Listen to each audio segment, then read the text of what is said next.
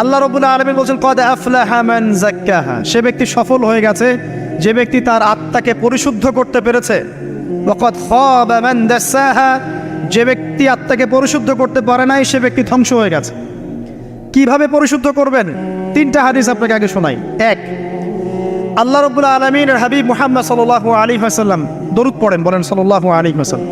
তিনি বলছেন যে আল্লাহর এমন কিছু বান্দা আছে যারা জান্নাতে প্রবেশ করবে যাদের অন্তরটা হবে পাখির মতো নরম। কার মতো? পাখির মতো। একটা হাদিস শুনলেন। 2 নম্বর হাদিস, আল্লাহর রাসূল সাল্লাল্লাহু আলাইহি ওয়াসাল্লাম বলছেন শহীদদের আত্মা যখন আল্লাহর কাছে পৌঁছায়, আল্লাহ রাব্বুল আলামিন সেই আত্মাগুলোকে সবুজ রঙের কিছু পাখির মধ্যে প্রদান করেন এবং সেই পাখিগুলো আরশের নিচে লণ্ঠন আছে এখানে বসে থাকে এবং তারা জান্নাতের যে কোনো জায়গায় যায়, ঘুরে খাবার খায়, আবার ফিরে আসে। আল্লাহ পাক তাদেরকে বলেন যে তোমরা কি চাও, তোমরা কি চাও? শহীদরা কিচ্ছু বলতে পারে না। কি চাইবো? আল্লাহ এত নিয়ামত দিয়েছেন, কি চাইব? যখন আল্লাহ বারংবার প্রশ্ন করতে থাকেন তোমরা কি আর কিছু চাও, তোমরা কি আর কিছু চাও, তোমরা কি আর কিছু চাও, তখন শহীদরা শেষে বুঝে যে আমাদের কিছু না কিছু তো বলতে হবে এখন। তখন তারা বলে হে আল্লাহ, আমরা আরও একবার পৃথিবীতে যেতে চাই এবং তোমার পথে জীবন দিয়ে আবার ফিরে আসতে চাই। আল্লাহ পাক বলেন এই সুযোগ তো আর নেই, অতএব তোমাদের আর কিছু চাওয়ার নেই, তোমরা এখানেই থাকো। আরেকটা হাদিস শোনেন, রাসূলুল্লাহ সাল্লাল্লাহু আলাইহি ওয়াসাল্লাম বলেছেন, এই হাদিসটা ওমর রাদিয়াল্লাহু আনহু থেকেও এসেছে, এ মুসলিমরা তোমরা যদি আল্লাহর প্রতি তাওয়াক্কুল করার মতোই তাওয়াক্কুল করতে, ভরসা করার মতোই ভরসা করতে, আল্লাহ পাক তোমাদেরকে পাখিদেরকে যেমন করে রিজিক দেন তোমাদেরকে ঠিক সেইভাবে রিজিক দিতেন। তোমরা কি লক্ষ্য করো না যে পাখিরা খালি পেটে বের হয়ে যায় বাসা থেকে সকালবেলা এবং সন্ধ্যাবেলা ভরা পেটে বাসায় ঢোকে? আপনাকে যে 3টা হাদিস শোনালাম, এই 3টা হাদিসে একটা শব্দ হচ্ছে কমন। শব্দটা কি বলেন? পাখি। পাখি কি? পাখি। আল্লাহ রাব্বুল আলামিন পাখিদের কাছ থেকে আমাদেরকে শিখতে বলছেন এবং বলছেন যে পাখিদের মনটা হয় খুব নরম, খুব সফট এবং তারা আল্লাহর প্রতি তাওয়াক্কুল করে পূর্ণ মাত্রায়। তারা সকালবেলা ভোরবেলা বের হয়ে যায় এবং সন্ধ্যাবেলা বাসায় ফেরে, খালি পেটে বের হয়, ভরা পেটে বাসায় ফেরে। এবং আল্লাহ পাক সবচেয়ে সম্মানিত মৌত যেটা শহীদের মৌত, সেই শহীদদের আত্মাকে আল্লাহ পাক পাখির রূপ দিবেন। তাহলে পাখিটার বিষয়ে একটা ফোকাস করার দরকার আছে না? আচ্ছা, এখানে আসেন। পাখির মন হচ্ছে নরম, মানে পাখির মনটা তাসকিয়া, আত্মশুদ্ধিতে পরিপূর্ণ। কদ আফলাহা মান যাক্কাহা, সে ব্যক্তি সফল হলো যার হৃদয়টা পবিত্র, নিষ্পাপ, নিষ্কলুষিত হলো, সে ব্যক্তি সফল হবে ইনশাআল্লাহ। একটা কাজ এখানে খেয়াল করেন, পাখিরা সকালবেলা ভোরবেলা বের হয় আর সন্ধ্যাবেলা বাসায় ফেরে। এখনকার মুসলিমদেরকে দেখবেন দুপুরবেলা ওঠে, রাত 3টায় ঘুমায়। কথা কি বুঝেন নাই? পাখির একদম ভোরবেলা ওঠে, যখন ফজরের আজান দিচ্ছে ঠিক তার এক মুহূর্তে পাখির কিচিরমিচির শুনছেন, তার মানে নামাজের ওয়াক্ত প্রায় চলে যাচ্ছে, তার মানে তার আল্লাহ পাকের হুকুমের সাথেই জেগে ওঠে। সূর্য ডুবে তারা ডুবে যায়। ঠিক এরকম সুন্নত ছিল নবী সাল্লাল্লাহু আলাইহি ওয়াসাল্লামের এবং সাহাবায়ে কেরামের। আজকে 1400 বছর পর মুসলিম জাতি এই সুন্নাহ ভুলে গেছে। আর আমাদের সুন্নত দেখবেন, যদি কোনো রকম উঠেও ফেলি ফজরে, আবার 12টা পর্যন্ত ঘুম, আরও বেশি। আর এই যুব সমাজ যারা আছো তোমরা, কেউই 3টা-4টার আগে ঘুমায় বলে আমার মনে হয় না। অলওয়েজ অনলাইনে পড়ে আছে, টিকটক নিয়ে, ফেসবুক নিয়ে, গার্লফ্রেন্ডের সাথে চ্যাটিং। পাখির মতো হতে পারলে পরে মনটা তো নরম হবে, তারপরে না তাসকিয়া অর্জন হবে। পাখির রুটিনটা কি? ভোরবেলা বের হয় আর সন্ধ্যাবেলা বাসায় ঢোকে। অতএব আমরা যদি রাসূলুল্লাহ সাল্লাল্লাহু আলাইহি ওয়াসাল্লামের সুন্নাহ মতো ওই ভোরবেলা উঠতে পারি আর আর্লি নাইট ঘুমিয়ে যেতে পারি এবং সারাদিন যদি রাসূলের সুন্নাহগুলোর উপর আমল করতে পারি, তাসকিয়া অর্জন হবে ইনশাআল্লাহ। কথা বুঝতে পারছেন? 2, পাখির মতো নরম মন লাগবে। এখনকার আমরা যারা বেঁচে আছি আমাদের মনগুলো কঠিন। কেমন কঠিন? পাথরের মতো কঠিন। আমরা যখন দেখি একটা মাইয়েতকে নিয়ে যাওয়া হচ্ছে জানাজায়, আমাদের কোনো ফিলিংস কাজ করে না। জানাজা যাচ্ছে, জানাজায় দাঁড়িয়ে মোবাইলটা দিয়ে টিপি করছে। জানাজার সাথে চলছে, কোনো ফিকির নাই যে এই জানাজা আমার হবে কালকে, ওই মোবাইল টেপাটিপি করছে। আমি এমনও দেখেছি, দাফন করা হলো মাইয়েতকে, দাফন করার পরে চারপাশে মানুষজন জড়ো হয়ে গল্প করছে, ভাই আপনার ওই জমিটার কি খবর, আপনার ওইটার কি খবর, বিজনেস কেমন চলছে, চাকরির কি অবস্থা। এই যে মাইয়াতকে পাশে দাফন করলো, কোনো ফিলিংস নাই, কোনো ফিলিংস নাই। আমি আত্মশুদ্ধির কথা বলছি। আত্মশুদ্ধির জন্য আপনার মনটাকে পাখির মতো সফট নরম করতে হবে। যখন আপনি সফট নরম করবেন এবং আত্মশুদ্ধি অর্জন করবেন, তখন দুই ডানা মেলে আপনি আকাশে উঠতে পারবেন। এসব আত্মশুদ্ধি অর্জন না করতে পারলে ডানা কেটে পড়ে যাবে, তখন আর আকাশে উঠতে পারবেন না। কোন আকাশে? ওই যে শহীদের রূহ যে আকাশে চলে গেছে, ওই আকাশ। অতএব মন কেন কঠিন হলো প্রিয় ভাই? এক নম্বর কারণ, আমরা শিরকের পাপে লিপ্ত আছে। এক নম্বর, শিরকের পাপে লিপ্ত থাকা অবস্থায় মুসলিমদের মনটা কঠিন হয়ে গেছে। আপনি কি মনে করছেন আমরা শিরক করি না? মুসলিমরাও কবর পূজা করে, দেখবেন মুসলিমরাও দেখবেন অনেক ক্ষেত্রে মাজার পূজা করছে। আমি বলিনি যে অলি আউলিয়ার মাজার জিয়ারত করা যাবে না, আমি এই কথা বলছি না। কিন্তু আপনি মৃত মানুষের কাছে আপনার ভালো মন্দ চাইতে পারেন না। কথা বুঝতে পারেন না? আমরা অবশ্যই অলি আউলিয়াদের কবর জিয়ারত করব। এটা আপনাকে মৃত্যুর কথা স্মরণ করাবে। তাদের একটা রব আছে, যেটাকে আমরা প্রভাব বলি, এটা আপনার মধ্যে আসবে। আমরা অবশ্যই জিয়ারত করব। জিয়ারত করতে বলেছেন নবী সাল্লাল্লাহু আলাইহি ওয়াসাল্লাম, কারণ এটা আপনাকে পরকালের কথা কি করবে? স্মরণ করাবে। উমরা করতে যান, আল্লাহ পাক সবাইকে তৌফিক দান করুন উমরা হজ করার এবং বড় হজ করার, আমি দোয়া করি।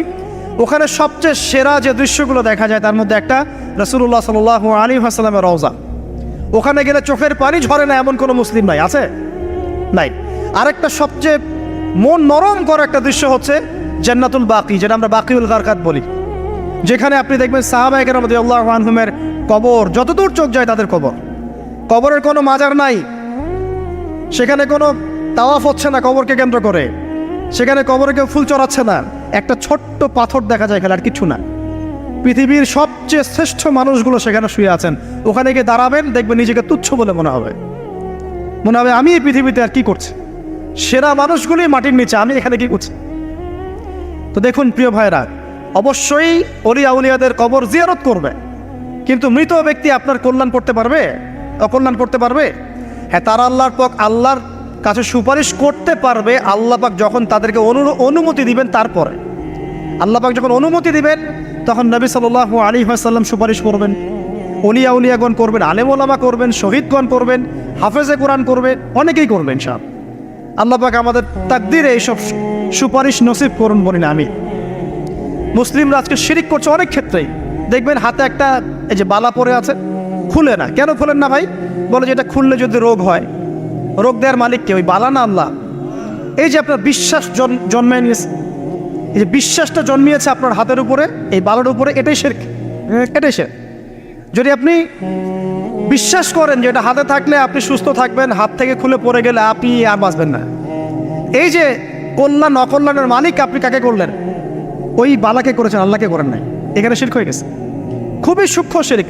আপনি নামাজ পড়ছেন মনে করেন, এখন কিছু মানুষ আসলো, এখন দেখছেন যে হুজুর তো আমার নামাজ দেখছে, নামাজটা খুব সুন্দর করে পড়ার চেষ্টা করলেন, লম্বা নামাজ, সেজদা গিয়ে আর উঠছেন না, খুব সুন্দর নামাজ পড়ছেন। এই যে মানুষকে দেখানোর জন্য নামাজটা পড়ছেন, এটা শিরক। এটা কি? এটাও শিরক। এই যে গণক বসে আছে রাস্তার পাশে, দেখবেন টিয়া পাখি নিয়ে, তারপরে যে কাগজ নিয়ে আসেন, ভাই ভাগ্য পরীক্ষা করে দেই। আরে ভাই, তুমি যদি মানুষের ভাগ্যই পরীক্ষা করতে পারবা, তো তুমি রাস্তার পাশে কেন? তো তোমার ভাগ্য কেউ পরীক্ষা করেনি কখনো? এতটুকু কমন সেন্স আমাদের নাই। ও যদি আমার ভালো মন্দ করতে পারে বা ভবিষ্যৎ বলতে পারে, তাহলে ও রাস্তার পাশে বসে আছে কিছু? ওর তো প্রাইম মিনিস্টার হওয়ার কথা, এখন ওর তো ইলেকশন করার কথা। তো দেখেন, এই যে ওখানে গিয়ে আমরা কি করি? ভাই আমার হাতটা দেখে দেন, ভাই আমার অতীত বলে দেন, ভবিষ্যৎ বলে দেন। এবং এগুলো দিন দিন বাড়ছে, কিন্তু এই রাশিফল, কবিরাজি, গণকি, এগুলো দিন দিন বাড়ছে। এবং আমি লক্ষ্য করছি দিন দিন আরেকটা জিনিসও বাড়ছে, সেটা হলো জাদুবিদ্যার চর্চা করা। এবং গ্রামে গঞ্জে কুফুরি বাড়ছে না? কুফুরি করা, তাবিজ করা, বিচ্ছেদ করা, স্বামী স্ত্রীর বিচ্ছেদ করা, মেয়েকে বশ করা, সন্তানকে বশ করা বাড়ছে না? সবই শিরক, এগুলো সবই কুফুরি। এগুলো মুসলিমরা করছে না। মুসলিমরা এসব শিরকে লিপ্ত আছে বলেই তো অন্তর কঠিন হয়ে গেছে। ফাকাসাত কুলুবুহুম, তাদের অন্তর কঠিন হয়ে গেছে। তো একটা হাদিস বলে এখানে খালি, নবী সাল্লাল্লাহু আলাইহি ওয়াসাল্লাম বলছেন, যদি কেউ কোনো গণকের কাছে যায়, গিয়ে বলে দেখেন তো আমার হাতটা একটু, ও কিন্তু বিশ্বাস করে না যে এ ভবিষ্যৎ বলতে পারে, খালি এমনি বলেছে একটু দেখেন তো, বলার সাথে সাথেই 40 দিনের নামাজ কবুল হবে। আর যদি তার বলা কথায় বিশ্বাস করে যে হ্যাঁ তোমার ভবিষ্যৎ খুব ভালো, তুমি চাকরি পাবা, এইটা করবা সেটা করবা, এবং সে বিশ্বাস করলো হ্যাঁ এটাই হবে।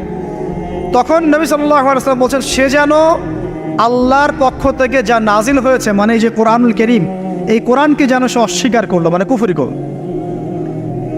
এগুলো আমরা করছি না ভাই? অনেক কিছু করছে।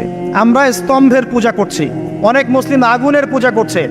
আগুন জ্বালিয়েছেন, মাথা নত করছেন কেন? আগুনের সামনে আপনি মাথা নত করবেন কেন? আপনি একটা স্তম্ভের সামনে, গাছের কাছে, গাছের সামনে দাঁড়িয়ে মাথা নত করে ধ্যান করবেন কেন? আপনি মেডিটেশন করছেন কি জন্য? আপনাকে নামাজ দেওয়া হয় নাই? 5 ওয়াক্ত নামাজ দেওয়া হয় নাই? নামাজের চেয়ে বড় মেডিটেশন কিছু আছে নাকি? আপনি ধ্যান করছেন কি জন্য? অনেক মুসলিম তো জিনেরও উপাসনা করছে, জানেন? অনেক মুসলিম জিনকে তাবে করার চেষ্টা করছে। আর জিন বলে একটা জাতি আছে, এটা সত্য। তো এরকম প্রতিটা ক্ষেত্রে শিরক আছে। শিরক কথায় আছে, কাজে আছে, বিশ্বাসে আছে। দেখবেন মুসলিমরাই আল্লাহ ছাড়া অন্য কারো কাছে দোয়া করছে, মুসলিমরা নজর মানত করছে অন্য জায়গায়, আল্লাহর জন্য নজর মানত করছে না, অন্য কাউকে সন্তুষ্ট করার জন্য করছে। সন্তান হয় না, সন্তান হয় না, এখন কি হবে? সন্তান হয় না তো অমুকের কাছে যাও, সেখানে গিয়ে বকরি জবাই দাও, সন্তান হবে। সুবহানাল্লাহ। তো এই পদ্ধতি ইব্রাহিম আলাইহিস সালামের জানা ছিল না যে শেষ বয়সে তিনি বলছেন রব্বি হাবলি মিনাস সালিহিন? আপনি দোয়া করতে পারেন না? সন্তান হবে না কেন? আল্লাহ পাক তাকদিরে লিখে রাখলেন, অবশ্যই হবে। আর আল্লাহ পাক তাকদিরে না লিখলে কিভাবে হবে?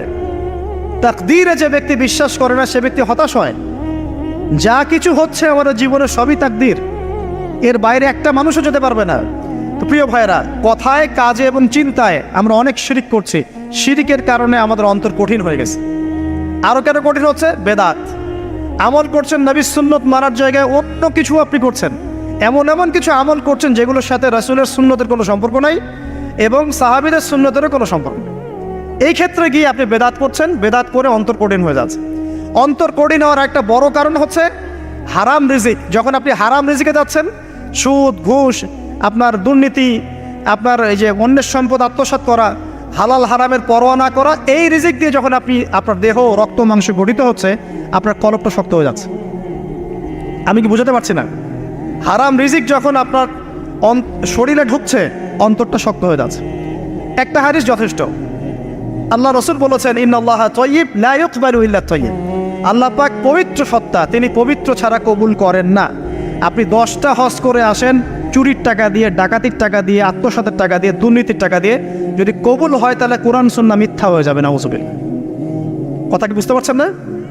আল্লাহ রাব্বুল আলামিন বলছেন আল্লাহ পাক পবিত্র ছাড়া কবুল করেন না। হারাম রিজিক দিয়ে ইবাদত কবুল হয় না। আমরা ওই যে রংপুর অঞ্চলে একবার ওই যে হারাগাছ একটা অঞ্চল আছে না, সেখানে গিয়েছিলাম। সেখানে মাশাআল্লাহ আবার বিড়ির অনেক ফ্যাক্টরি আছে। কিসের? বিড়ি তো হালাল নাকি? তামাক তো হালাল নাকি? তো সেখানে বিড়ি ফ্যাক্টরি অনেক মালিক আছে এবং তারা মসজিদ কমিটির অনেক দায়িত্বপ্রাপ্ত আর কি। মুসলিমদের গায়রত্ব এখন নাই, মুসলিমরা এদেরকে আবার মসজিদ কমিটির সদস্যও বানিয়েছে। তো এখন মসজিদ কমিটিতে এসে তার প্রভাবে ইমাম সাহেব টিকতে পারে না। দুইজন বলে নামাজের পর হাত তুলে দোয়া করতে হবে, দুইজন বলে করা যাবে না। ঠিক আছে? এই নিয়ে এই ক্যাচাল হতে হতে দেখা গেল এক পর্যায়ে মারামারি পর্যন্ত হয়েছে। মসজিদ ভাগত হয়েছে, মারামারিও হয়েছে। তো সেখানে আমাকে দাওয়াত করেছিল যে ওয়াজ করার জন্য, দোয়া করার কথা বলছে। তাই আমি বললাম যে দোয়া করে লাভ কি? দোয়া করলেই বা কি, না করলেই বা কি? রিজিকটাই তো হারাম। আপনি তো তামাকের টাকা খাচ্ছেন, তামাক। আপনি মাদকের টাকা খাচ্ছেন, এটাকে হালাল না হারাম? তো হারাম টাকা দিয়ে হাত তুলে দোয়া করলেই কি, না করলেই কি? দোয়া তো উঠছে না উপরে। আগে হারাম রিজিক ছাড়েন, তারপর দোয়া করুন। তো রিজিক হারাম হওয়ার কারণে আমাদের কি হচ্ছে? অন্তরটা কি হচ্ছে ভাই? কঠিন হচ্ছে। ওই পাখির মতো আর মুক্ত আকাশে উঠতে পারবেন না। তারপরে সামনে যান, আরও কেন কঠিন হয়? বস্তুবাদিতা, দুনিয়া। সারাদিন দুনিয়ার ফিকির, দুনিয়ার চিন্তা। খাবো কি, পরবো কি, ব্যাংক ব্যালেন্স, টাকা পয়সা, স্ট্যাটাস, সারাটা দিন দুনিয়ার দুনিয়া। ঘুম থেকে ওঠা থেকে নিয়ে শুরু করে ঘুমানো পর্যন্ত খালি দুনিয়া। যারা দুনিয়ার নেশায় মত্ত হয়ে আছে, এদের অন্তরটা কঠিন হয়ে যায়। এই অন্তরটা পাখির মতো হতে পারবে না। ঠিক আছে কথা? যারা দুনিয়ার নেশায় মত্ত হয়ে আছেন, এই অন্তরটা কঠিন হয়ে যাবে, পাখির মতো হতে পারবে না। তারপর কি? আরও সামনে যান। দিনই জ্ঞান চর্চা না করা অন্তর কঠিন হওয়ার কারণ। আর কি কারণ? পাপ করা। পাপ যত বেশি আপনি পাপ করবেন, যত বেশি পর্ন দেখবেন, যত বেশি মাদক খাবেন, যত বেশি জুয়া খেলবেন, যত বেশি অহেতুক সময় নষ্ট করবেন, যত বেশি আপনি অন্যের ক্ষতি করবেন, ঠিক আছে, নিরপরাধ মানুষের উপর নির্যাতন করবেন, যত বেশি আপনি পাপ করবেন, পাপ, এই পাপ করতে করতে করতে মানুষের অন্তর কঠিন হয়ে যায়। ইবনুল কাইয়্যিম রাহিমাহুল্লাহ বলেছেন যে পাপ করতে থাকলে মানুষের অন্তর কঠিন হয়ে যেতে থাকে, এবং ইস্তেগফার আর জিকির করলে গিয়ে মানুষের অন্তর আবার নরম হতে থাকে। পাপের উপর পাপ করতে থাকলে মানুষের অন্তর কঠিন হতে থাকে। এ বিষয়ে রাসূলুল্লাহ সাল্লাল্লাহু আলাইহি ওয়াসাল্লাম বলেছেন, যখন মানুষ একটা পাপ করে কলবের মধ্যে একটা কালো দাগ পড়ে যায়, যখন আরও একটা পাপ করে আরেকটা কালো দাগ পড়ে যায়, এইভাবে যখন পাপ করতেই থাকে তখন পুরো কলবটাই কালিমাপূর্ণ হয়ে যায়। এই অবস্থায় যদি সে তওবা করে আল্লাহ পাক মাফ করে দিবেন। যদি এই অবস্থায় তার মৃত্যু হয়ে যায়, তার আত্মাটা থেকে দুর্গন্ধ বের হতে থাকে, যে আত্মাটা কবজ করতে পর্যন্ত মালাকুল মউত মানে ঘৃণা পোষণ করেন। কথা কি বুঝতে পারছেন? যখন অন্তর পাপ করতে করতে কলুষিত হয়ে যাবে, ওয়াকাদ খাবা মান দাসাহা, যখন পাপ করতে করতে অন্তর কলুষিত হয়ে যাবে, তখন আপনার এই মালাকুল মউত পর্যন্ত ওই আত্মাটাকে বের করার সময় ঘৃণা করবে, দুর্গন্ধযুক্ত। আল্লাহ পাক আমাদেরকে পাপ থেকে বাঁচিয়ে রাখুন, আমিন। এরকম কিছু কাজ আছে, বস্তুবাদিতা, শিরক, বেদাত, হারাম রিজিক, সারাদিন দুনিয়ার ফিকির নিয়ে থাকা, ঠিক আছে, অন্যের ক্ষতি করা, পাপ কন্টিনিউয়াসলি করতে থাকা, এবং দিন ছেড়ে দেওয়া, দিনের এলেম ছেড়ে দেওয়া, আল্লাহ পাকের আনুগত্য ছেড়ে দেওয়া, এই কাজগুলো করতে থাকলে মানুষের অন্তর কি হয়? কঠিন হয়ে যায়। এখন সলিউশন কি বলেন? 5 মিনিটে আমি সলিউশন বলছি, কেমন করে আপনি এটাকে নরম করবেন আর পরিশুদ্ধতা অর্জন করবেন এবং ওই পাখির মতো মুক্ত আকাশে উড়বেন। কিভাবে বলবো? 1 নাম্বার, অবশ্যই শিরক ত্যাগ করতে হবে। কি করতে হবে? শিরক ত্যাগ করতে হবে, আল্লাহ পাকের তাওহীদের উপর থাকতে হবে। আল্লাহ পাক তৌফিক দান করুন। লং কিছু বলার সময় নেই আমার হাতে, একটা বই বলছি, কিতাবুত তাওহীদ। কি নাম? কিতাবুত তাওহীদ। এই বইটা অনেক ভার্সন বাজারে বের হয়েছে, কিনে দেখবেন শিরক কত প্রকার কি কি, তাওহীদ কাকে বলে কত প্রকার কি কি। যেটা বুঝবেন না, মাদ্রাসায় চলে যাবেন, আলেম ওলামার কাছে গিয়ে জিজ্ঞাসা করবেন, হুজুর এটা বুঝি নাই। ঠিক আছে? 1 নাম্বার, শিরক ত্যাগ করতে হবে। 2 নাম্বার, আপনাকে তাওহীদে থাকতে হবে। এটা এক, অন্তর নরম করার কথা বলছি। 2 নাম্বার, সুন্নতের উপর আমল করতে হবে। ওই যে পাখির কথা বললাম, যে সকালবেলা বের হয় আর সন্ধ্যাবেলা কি করে? বাসায় ফেরে। খালি পেটে বের হয়, ভরা পেটে বাসায় ফেরে। তার মানে আমাদেরকেও সকাল সন্ধ্যাটা কাটাতে হবে নবী সাল্লাল্লাহু আলাইহি ওয়াসাল্লামের সুন্নত অনুযায়ী। যখন তিনি ঘুমাতেন তখন ঘুমাবেন, যখন উঠতেন তখন উঠবেন, বাকি কাজ যেমন করে করতেন তেমন করে করবেন, তখন অন্তর ইনশাআল্লাহ নরম হয়ে যাবে। ঠিক আছে ভাই? 2। 3 নাম্বার, 5 ওয়াক্ত নামাজ জামাতে। নামাজ আপনাকে যে কোনো পাপ থেকে বাঁচাবে ইনশাআল্লাহ। ভাই জেনা করছেন, নামাজ পড়েন। পর্নোগ্রাফি দেখেছেন, তাও তওবা করে নামাজ পড়েন। আপনি হারাম অ্যাফেয়ার্সে আছেন, হতাশ হয়েন না, নামাজ পড়েন। গোনা ছাড়তে পারছেন না, নামাজ পড়েন। সুদ খাচ্ছেন, নামাজ পড়েন। বেপরদা চলছেন, তাও নামাজ পড়েন। আপনি অন্যের হক নষ্ট করেছেন, তাও নামাজ পড়েন।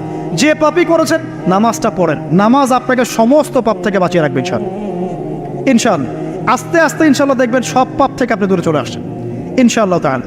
3 নাম্বার নামাজ। 4 নাম্বার, বেশি থেকে বেশি, ভাই শোনেন, বেশি থেকে বেশি পরকালের ফিকির করবেন।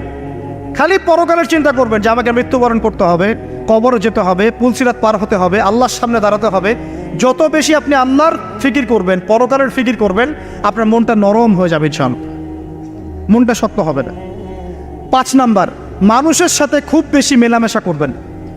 মানুষের সাথে খুব বেশি মেলামেশা করলে ইবনুল কাইয়্যিম রাহিমাহুল্লাহ বলেছেন অন্তর কঠিন হয়ে যায়। কারণ মানুষ আপনাকে গীবত করাবে, হ্যাঁ, মানুষ খারাপ কাজে নিয়ে যাবে, বেফাস কথাবার্তা বলবেন, ও হয়তো বেফাস কাজ করবেন, ফুজুল কি বাত করবেন, এগুলো করতে গিয়ে আপনি দেখবেন অন্তর কঠিন হয়ে গেছে। এত বেশি মানুষের সাথে মেলামেশার দরকার নাই, প্রয়োজন যতটুকু অতটুকু করবেন। ঠিক আছে? আল্লাহ পাক তৌফিক দান করুন, আমিন। কয়টা বললাম? 5। 6, আমার সবচেয়ে প্রিয় নসিহত, প্রত্যেক দিন মিনিমাম 1 ঘন্টা করে কোরআন তেলাওয়াত করবেন বুঝে। আমি বলিনি না বুঝে করলে কোনো নেকি হবে না, প্রত্যেক হরফে 10 নেকি হবেই হবে, কিন্তু আপনি করবেন বুঝে। যখন বুঝে আপনি প্রত্যেক দিন 1 পারা করে বা 1 ঘন্টা করে কোরআন তেলাওয়াত করবেন, আপনার কলিজা, আপনার কলব নরম হতে বাধ্য, এবং আপনার অন্তরে আল্লাহ নূর নেমে আসবে ইনশাআল্লাহ। দেখবেন আপনার কলব থেকে সমস্ত এই যে পঙ্কিলতা, কলুষতা ইনশাআল্লাহ চলে যাবে ইনশাআল্লাহ তাআলা। 2টো জিনিস অন্তরকে পবিত্র করে ফেলে, এক হচ্ছে কোরআন তেলাওয়াত, আর এক হচ্ছে বেশি থেকে বেশি আল্লাহর জিকির এবং ইস্তেগফার। তো কোরআন তেলাওয়াত বাড়িয়ে দেন, আল্লাহ পাক সবাইকে কোরআন তেলাওয়াত করার তৌফিক দান করুন, আমিন। যারা শেখেন নাই আজকে ওয়াদা করেন যে কোরআন আপনারা বিশুদ্ধ করে পড়া শিখবেন, ওয়াদা করেন। আগামী রমজান আসার আগেই এক খতম দেওয়া চাই, পারবেন? এবং কোরআনের চর্চা বাড়িয়ে দিবেন, প্রত্যেক দিন কিছু করেন না করেন কোরআন তেলাওয়াত করতে হবে, ঠিক আছে? আল্লাহ পাক তৌফিক এনায়েত করুন, আমিন। আর বুঝে পড়ার চেষ্টা করবেন। একটা সহজ তাফসির বলে দেই, মারিফুল কোরআন বাসায় আছে না? মারিফুল কোরআন তাফসির ইবনে কাসির বাসায় নাই, জালালাইন বাসায় নাই, বাসায় নাই কিনেন। সারাদিন তো অনেক টাকা পয়সা খরচ করছেন, 3টা তাফসির কিনেন, জালালাইন কিনেন, মারিফুল কোরআন কিনেন, ইবনে কাসির কিনেন, বাসায় গিয়ে পড়া শুরু করেন। পারবেন না? যে আয়াতটা বুঝবেন না, ওলামায়ে কেরামের কাছে যাবেন, গিয়ে বলবেন হুজুর এটা বুঝে নাই, বুঝাই দেন। নিজে নিজে ব্যাখ্যা করতে যাবেন, ব্যাখ্যা করলে দেখবেন একজন পণ্ডিত বেরোছে, কিছু পণ্ডিত কোরআন পড়ে বলে কোরআনই মানি হাদিস মানি না, এরকম পণ্ডিত দেখেন নাই? কোরআনই মানি হাদিস আর মানি না, কারণ আল্লাহ নাকি নাউজুবিল্লাহ কোরআনে নাকি আল্লাহ পাক হাদিস মানতে বলে নাই, ও নাকি পায় নাই। এই জন্য দেখলাম সুবহানাল্লাহ নামাজ পড়তেছে, কোরআন থেকে নামাজ পড়তেছে, হাদিসের কোনো হেদায়েত নিবে না। মানে কীরকম যে হাত আবার ঠিকই বাঁধতেছে, হাত বাঁধতেছে, রুকু করতেছে, সেজদা করতেছে, এগুলো আবার কোথায় পাইলো আল্লাহ ভালো জানেন। হাত এভাবে বাঁধতেছে, এভাবে হাতটা বাঁধা কোরআনে কোথায় আছে আমি পাইলাম না কোথাও, ঠিক আছে? তা হাদিস ছাড়া কি এগুলো আসবে? হাত বাঁধবো, সেজদায় গিয়ে সুবহান রব্বিয়াল আলা বলছে না, বলছে আসলামতু লিরাব্বিল আলামিন, এটা কোরআন থেকে বলছে। অথচ নবী সাল্লাল্লাহু আলাইহি ওয়াসাল্লাম হাদিস থেকে বলছেন সুবহান রব্বিয়াল আলা সুবহুন কুদ্দুসুন রব্বুল মালাইকাতি ওয়ার রূহ সুবহানাকা আল্লাহুম্মা রাব্বানা ওয়া বিহামদিকা আল্লাহুম্মা ইগফির। এগুলো নাই, ও বলছে আসলামতু লিরাব্বিল আলামিন, মানে কোরআন মানি হাদিস মানি না। এত বেশি পণ্ডিত হওয়ার দরকার নাই, এরা হচ্ছে ইচড়া পাকা টাইপের পণ্ডিত। ওমর রাদিয়াল্লাহু আনহুর যুগের বেঁচে থাকলে এদেরকে পিটাই সোজা করে ফেলাইতে হবে। ফাইজলামি শুরু করছে, কোরআন মানি হাদিস মানি না। আল্লাহ পাক কোরআনে বলছেন ওয়ামা আতাকুমুর রাসূলু ফাখুযু, রাসূল যা দিয়েছেন তা গ্রহণ করো, ওয়ামা নাহাকুম আনহু ফান্তাহু, রাসূল যা নিষেধ করছেন দূরে থাকো। রাসূল যা দেন সেটা হাদিস না, রাসূল যা দেন সেটা সুন্নাহ না। তো সুন্নাহ তো সে মানেই না, আলটিমেটলি সে কোরআনই মানে না। তো আসল কথা হচ্ছে এইসব ফিতনা থেকে বেঁচে থাকবেন, কোরআন তেলাওয়াত বাড়িয়ে দেন। কয়টা বলছি? 5টা 6টা। 7 নাম্বার, বেশি থেকে বেশি ইস্তেগফার সারাদিন পড়বেন, আস্তাগফিরুল্লাহ ওয়া আতুবু ইলাইহি, আস্তাগফিরুল্লাহ ওয়া আতুবু ইলাইহি, আস্তাগফিরুল্লাহাল্লাযী লা ইলাহা ইল্লা হুয়াল হাইয়ুল কাইয়্যুম ওয়া আতুবু ইলাইহি। প্রত্যেকদিন পড়তে হবে 100 বার করে। কতবার করে? 100 বার। 8 নাম্বার, বেশি বেশি আল্লাহর জিকির, চলতে ফিরতে জিকির, সুবহানাল্লাহ, আলহামদুলিল্লাহ, লা ইলাহা ইল্লাল্লাহ, আল্লাহু আকবার, লা হাওলা ওয়ালা কুওয়াতা ইল্লা বিল্লাহ। বলবেন হাসবুনাল্লাহু ওয়া নি'মাল ওয়াকিল, ঠিক আছে? সুবহানাকা আল্লাহুম্মা রাব্বানা ওয়া বিহামদিকা আল্লাহুম্মা ইগফিরলি, সুবহানাল্লাহি ওয়া বিহামদিহি আদাদা খালকিহি ওয়া রিদা নাফসিহি ওয়া জিনাতা আরশিহি ওয়া মিদাদা কালিমাতিহি। যত জিকির আছে সব করবেন, জিকির বাড়াবেন। যত জিকির বাড়াবেন অন্তর পরিশুদ্ধ হবে ইনশাআল্লাহু আযজা ওয়া জাল। কয়টা বলছে? 8 আর 2টা বলি 9। অন্যের হক নষ্ট করবেন না। অন্যের হক নষ্ট করলেই মন কঠিন হয়ে যাবে। অন্যের হক নষ্ট করবেন না, বরং মানবতার কল্যাণে কাজ করেন। যে কাজগুলো মানব সেবামূলক সেগুলো করেন। রক্তদান কর্মসূচি করেন, গাছ লাগান, এতিমের মাথায় হাত বোলান, বিধবার খোঁজ খবর নেন, ঠিক আছে? মেয়েদের সেলাই মেশিন কিনে দেন, মানুষের উপকারে কাজ করেন, দেখবেন আপনার মনটা নরম হয়ে যাবে। চাও যার মন নরম এবং যার মনের মধ্যে সততা আছে, আল্লাহ পাক ইনশাআল্লাহ সেখানে অবশ্যই হেদায়েত ঢালবে ইনশাআল্লাহ তাআলা। আর 10 নম্বর সবচেয়ে শেষ হচ্ছে যে কবর জিয়ারত করবেন বেশি বেশি করে, এবং নিজের মৌতের কথা স্মরণ করে আল্লাহর কাছে বেশি বেশি দোয়া করবেন। কি দোয়া করবেন? ইয়া মুকাল্লিবাল কুলুব সাব্বিত কলবি আলা দীনিক, ইয়া মুসাররিফাল কুলুব সররিফ কুলুবানা আলা তাআতিক। এই দোয়াগুলো করবেন ইনশাআল্লাহ। এবং কবর জিয়ারত করবেন সপ্তাহে সপ্তাহে, পারলে 2 দিন 3 দিন পর পর কবরস্থানে যাবেন, ইনশাআল্লাহ দেখবেন আপনার মন নরম হবে ইনশাআল্লাহ আযজা ওয়া জাল। এখনকার এই সভ্যতা এসে কবরস্থানকে সমাজ থেকে দূরে সরিয়ে দিয়েছে। অথচ আগে মুসলিমদের কবরস্থান ছিল মসজিদের পাশে, 5 ওয়াক্ত নামাজ পড়তো, কবর জিয়ারত করে বাসায় যেত। 5 ওয়াক্ত নামাজ পড়তে আসতো, কবরকে দেখতো, পরকালের কথা স্মরণ হতো। এখন কবরস্থান ওই যে দূরে, সারা জীবনে একবার যায় কিনা সন্দেহ আছে। এই 10টা কাজ যদি আপনারা করতে পারেন ইনশাআল্লাহ তাআলা, আমাদের কলবটা ইনশাআল্লাহ নরম হবে, আত্মশুদ্ধি অর্জিত হবে। আর এগুলোর পাশাপাশি অবশ্যই আল্লাহওয়ালা আত্মশুদ্ধিওয়ালা মানুষের সোহবতে গিয়ে থাকবেন। আল্লাহওয়ালা আত্মশুদ্ধিওয়ালা মানুষের সোহবতে গিয়ে থাকলে তাদেরকে দেখেই দেখবেন মনটা নরম হয়ে যাবে ইনশাআল্লাহ। ইলমি পরিবেশে থাকেন, দিনী পরিবেশে থাকেন, আমর বিল মারুফ নাহি আনিল মুনকারের কাজ করেন। 3 দিন 7 দিন 40 দিন যতদিন পারেন আল্লাহর পথে সময় লাগান। আমি এটাকে আপনার আত্মশুদ্ধির জন্য বলছি, এটাই একমাত্র পথ পদ্ধতি আত্মশুদ্ধির, এটা বলছি না। এখানে গেলে আপনি ইনশাআল্লাহ আপনার ইসলাহ এবং সংশোধনের জন্য কাজ করতে পারবেন। আল্লাহ রাব্বুল আলামিন আমাদের সবার কলবগুলোকে পরিচ্ছন্ন করুন। আল্লাহ পাক আমাদের সবাইকে শিরকের পাপ থেকে বাঁচিয়ে রাখুন। হৃদয় কঠিন হওয়া থেকে বাঁচিয়ে রাখুন। আল্লাহ পাক আমাদেরকে বেশি থেকে বেশি কোরআন তেলাওয়াত করার তৌফিক দান করুন, দ্বীনি জ্ঞান চর্চা করার তৌফিক দান করুন। আল্লাহ পাক আমাদের সবাইকে হারাম রিজিক, জেনা, সুদ, ঘুষ থেকে বাঁচিয়ে রাখুন। আল্লাহ পাক আমাদেরকে পরকালীন চেতনায় এই দুনিয়ার জীবন কাটানোর তৌফিক এনায়েত করুন, আমিন। আমরা আজকে এই যে পাখিদের মতো অন্তর নিয়ে কথা বললাম, আমরা যদি এই আমলগুলোর মধ্য দিয়ে অন্তরটাকে পবিত্র করতে পারি, ইনশাআল্লাহ ওই শহীদদের যে নরম পাখির অন্তর, সেটা আমরা লাভ করতে পারবো ইনশাআল্লাহ। এবং